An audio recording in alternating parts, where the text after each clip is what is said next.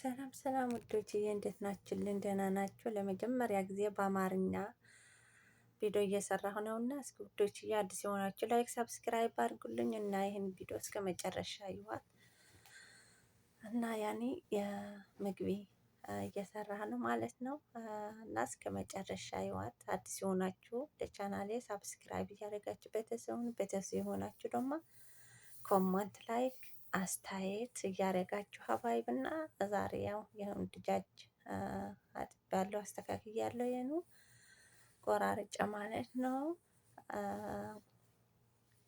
ይሄን እያጠብኩ ነው። ሌሞንና ቅል አድርጌ እንደዛ አድርጌ እያጠብኩ ነው።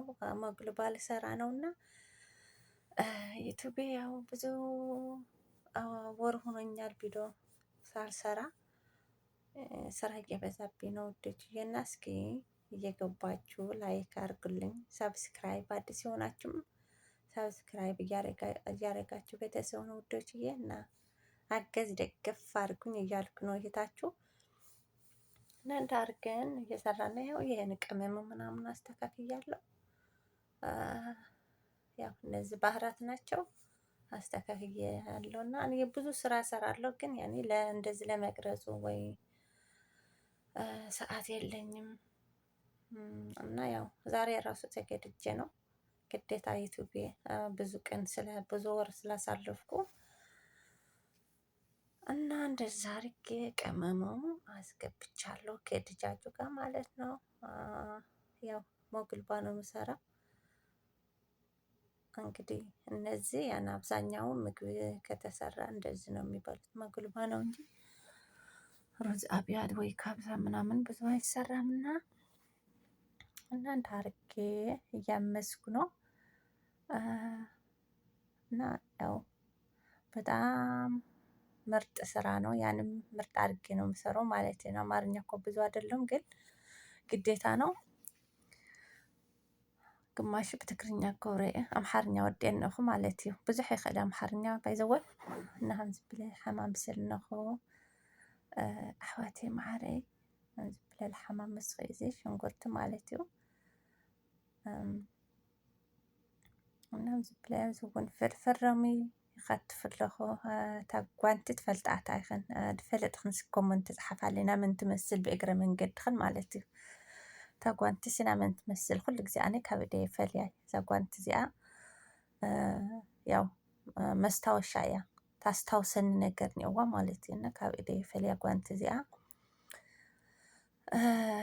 ባይዘወይ ኣነ ትሰርሕ ዘለኹ ግዴታ እዩ ዋላ ክሓፅብ ይኹን ሓደ ነገር ይኹን ብደይ ዘይሰርሕ ማለት እዩ። እና ያው ሕዚ ፍርፍር ሮሚ ምናምን ላኸታትፍ እየ እኒአኹ ማለት እዩ።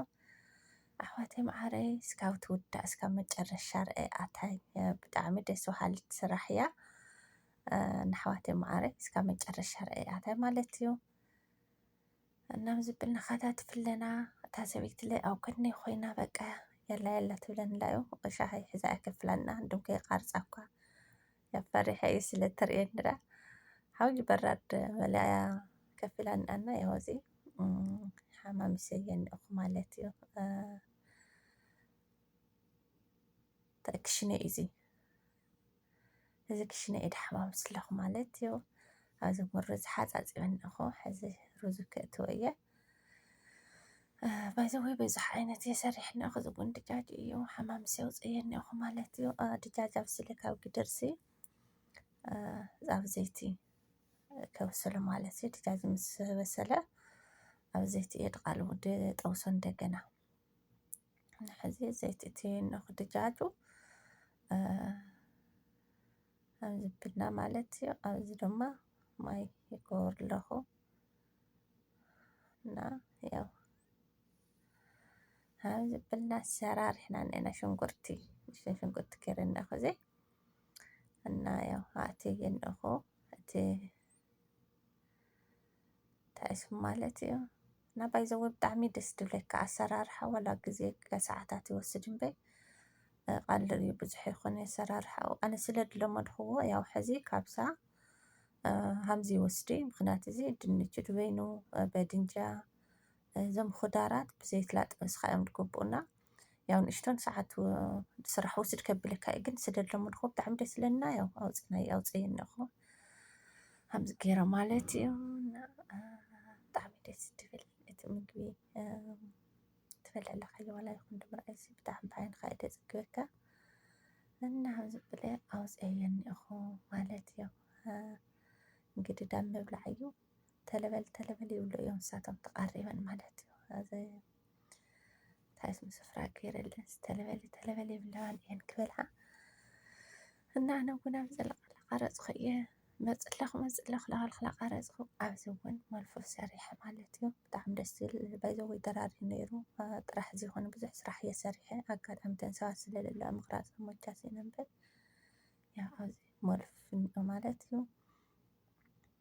መልፉፍላ ዝተኻኸልኩ እዩ በሲሉ ወፂኡ እሱ እውን ኣብ ኣሰራርሓ ከይቀርፆሲ ኣጋጣሚ እታ ሰበይቲ ተን ጓላለ ነይራ በቃ ዳብዚ ቅርፂ ኢለና ንበይ ኣሰራርሓኡ ያው ትፈልጦ እኳ ትፈልጦ ዲኽን መቸም ዓዲ ዓረብ ኮይንካ እዚ ስራሕ እዚ ድንሕና ቃለል ግደይ ንሰርሖ ነገር የለና ያው ከምዚ ብለ ዝተኻኺለየኒ ኢኹ ማለት እዩ ኣሕዋተይ ማዓረይ እንግዲህ ያው ብደወይ ውዕለ እግዚኣብሔርን ሎማዓንቲ ብጣዕሚ እግረ ይሕምኒ ማለት እዩ ዝውን ሳላጣ እኒኦ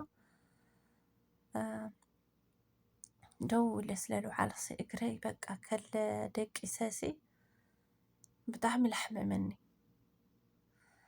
ናብ ብዙሕ ስራሕ እየ ሰሪሐ ሓደ እቲ ተኣሲምለ ደው ኢለ እየ ዝሰርሖ ኣነሲ ከፍ ኢለ ምስራሕ ኣይክእልን ኣብ ጣውላ ገይረሲ ትመልፉፍ ሓደ ግድር ሙሉእ ደው ኢለ እየ ላጠቕለልክዎ እና ያው ሞያ መቸም ዓዲ ዓረብ ለለና ሞያ ኣለና እዩ ዝብልና ኣዘጋጅና ንሳቶምሲ ወዮ ድምፁ ታይስም ገይረየዳ ብጣዕሚ ጠርዕላ ማለት እዩ በቃ ከምዚ ስፍራ ንፅፈለን ተቀዳድም ዝተያዘጋጀኽ ግን ኣነ ምንተ ክቃርፅለ እየ ስፍራ ናንፅፍለን ኣብኡ ምንተ ከፍ ክብላ እንድሕል ከፍ ደይበላ እያ ስራሓኒ እና ተለበል ይብለ ሕዚ ኣነ መፅኣኹ እድብለኽዎና ናብ ዓርሰይ ስራሕ ሄዳ ሳልጥለኹ ዘለኹ መፅኣኹ ንሽተን በቃ ተኣገሳኒ ገለታት ይብለኽዎን ምንተ ክቃርፅ እዩ ማለት እዩ ኣነ ላስተኻኸልክላ ቃረፅኩ እዩ እና ሳተን በቃ ከምዚ መጀመርታ ስፍራ ስለ ዳውፃሕክለንሲ ነገር ድወዳኽ ዳስተኻኸልኩ መስልዎን እዩ ኣነ ግን ምንተ ክቃርፅ ኣብኡ ከፍ ክብላ እየ ከምኡ ገይረ ድቀዳድም ስፍራ ቀርበለና ያው ከምዚ ብልና ኣዘጋጅና እኒአና እዚ መልፉፍ እዩ ወዲአኒ ኢኹ መልፉፍ ማለት እዩ